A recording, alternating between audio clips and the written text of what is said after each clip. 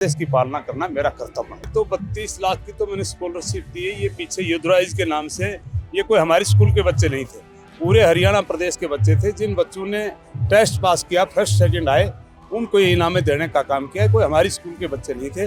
अपने धर्मवीर जी की बात करूँ, चाहे बेशक मेरे से 14 में जीता था और मैं सेकंड रहा था, लेकिन धर्मवीर जी में भी काबिलियत है। मैं ये अकेला नहीं करा, देश का सबसे सर्वश्रेष्ठ सांसद बनाने का लोगों ने काम किया है। राव इंद्रजीत सिंह वैसे काबिलियत तारीफ इसलिए है लेकिन उनके ऊपर कोई दाग नहीं है। राजनीतिक में आकर के 77 से आए, आज तक एक भी दाग उनके ऊपर नहीं है, इसलिए वो चीफ गेस्ट बनाने के योग्य थे ही।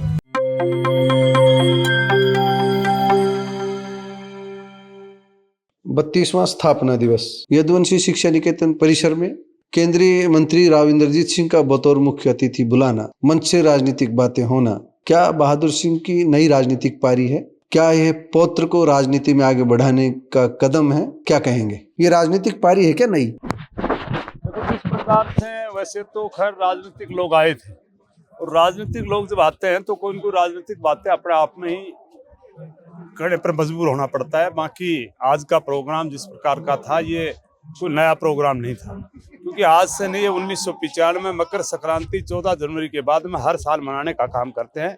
क्योंकि इस भगवान कृष्ण के नाम ने जिस प्रकार से पूरे इलाके में एक बहुत बड़ा तोहफा छोड़ने का काम किया, पूरे इलाके में, देश में, चाहे आईएएस की बात करें, चाहे आईपीएस की बात करें, चाहे डॉक्टरों की बात करें, चाहे मिलिट्री में लेफ्टिनेंट कर्नल की बात करें, चाहे देश को इकोनॉमिक संभालने वाले सीए की बात करें, विदेशों में आईआईटी बच्चे भेजने की बात करें, उनको लेकर के हम हर साल मनाने का काम करते हैं। राजनीतिक लोग क्या अपने राजनीतिक बातें करते हैं, क्या नहीं। एक चीज तो देखने में मिली है, बहादुर सिंह जी की जो पूर्व की बातें थी, हम सोच रहे थे कि राजनीति से रिटायरमेंट है, चुनावी राजनीति से। वैसे तो राजनीति में जब आदमी घुस जाता है बना ही रहता है, तो आज जो लगा वो लगा कि बहादुर सिंह जी तो राजनीति में जवान हो रहे हैं दोबारा। अब देश की पालना करना मेरा कर्तव्य है। बहादुर सिंह एक हम शिक्षण संस्थान में आए हैं, 32वां स्थापना दिवस है। हम सुन रहे थे 32 लाख की स्कॉलरशिप दी है इस बार, पहले भी स्कॉलरशिप देते रहे या इस बार 32वें स्थापना दिवस पे? नहीं, ये तो 32 लाख की तो मैंने स्कॉलरशिप दी है। ये पीछे युद्धराज के नाम से, ये कोई हमारे स्कूल के बच्चे नहीं थे, पूरे हरियाणा प्रदेश के बच्चे थे। जिन बच्चों ने टेस्ट पास किया, फर्स्ट सेकंड आए, उनको ये इनामें देने का काम किया है। कोई हमारे स्कूल के बच्चे नहीं थे। और ये युद्धराज जैसे कई बार हमें स्कॉलरशिप निकालने का काम करते हैं, करोड़ों रुपए भी देने का काम करते हैं, और बच्चों का सम्मानित करके उनको मोटिवेट। कितनी संस्थाएं अब अपनी? आपकी संस्थाएं अभी 46 संस्थाएं आपकी हैं, 46 भी बन रही है, 45 पहले चल रही थी। और एक यूनिवर्सिटी का प्रपोजल भी था। ये यूनिवर्सिटी आपके यहाँ जब अपन खड़े हैं, यही यूनिवर्सिटी बनेगी राजस्थान में। इसमें सिर्फ मुख्यमंत्री का और गवर्नर के साइन होने बाकी है। ये यूनिवर्सिटी एक नहीं, 6 यूनिवर्सिटियां राजस्थान में आज कहीं कहीं पेंडिंग में, तो जल्दी ही यूनिवर्सिटी भी बढ़ाने का काम। अच्छा, हम समापन की ओर बढ़ रहे हैं। लास्ट क्वेश्चन है, जब चीफ गेस्ट चुना जाता है, अध्यक्षता के लिए चुना जाता है, राव इंद्रजीत को चुना, चौधरी धर्मवीर को अध्यक्षता के लिए चुना, और बाकी विधायकों को भी बुलाया। राजनीतिक गणित देखे तो राव इंद्रजीत सिंह को बतौर चीफ गेस्ट कैसे बुलाया गया, कैसे चुना, कैसे मन में आई?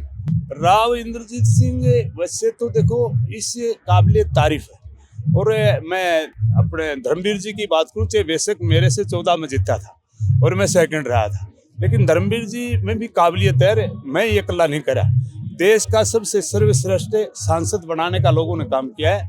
तो उसको लेकर के राव इंद्रजीत सिंह वैसे काबिलियत तारीफ इसलिए है लेकिन उनके ऊपर कोई दाग नहीं है।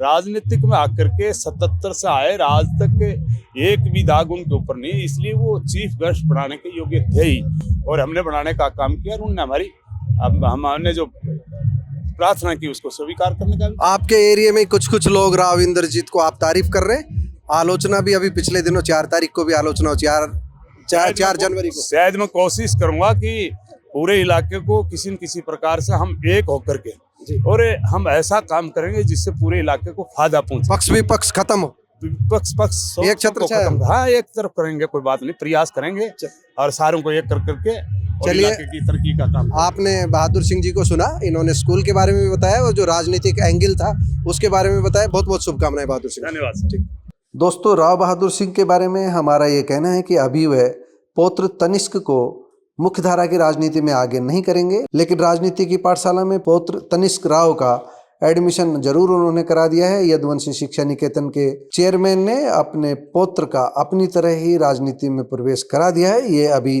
बेशक छुपी हुई बात हो, लेकिन राजनीति की बारीक समझ रखने वाले लेखक, पत्रकार, राजनीतिक विद्वान इस बात को जानते हैं कि अपनी राजनीतिक विरासत को मजबूत रखने के लिए अपने पोते तनिष्क राव को राव बहादुर सिंह आने वाले समय में आगे करेंगे और उन्हें पौत्र की राजनीति का भविष्य राव इंद्रजीत सिंह में दिखाई दे रहा है, आरती सिंह राव में दिखाई दे रहा है। पौत्र युवा हैं और आने वाले दिनों में हम देखेंगे कि जिन युवाओं को राजनीति में आगे लाने की बातें राव इंद्रजीत सिंह बार बार अपने मंचों से कर रहे हैं, उनमें से एक तनिष्क राव भी हो सकते हैं, ऐसा हमारा अनुमान है।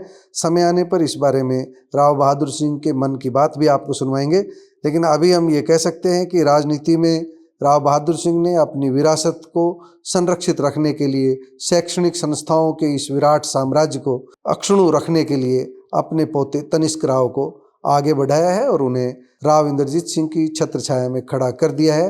अब राव का आशीर्वाद उन्हें कितना, कब और कहाँ तक ले जा पाता है, इसका जवाब समय देगा।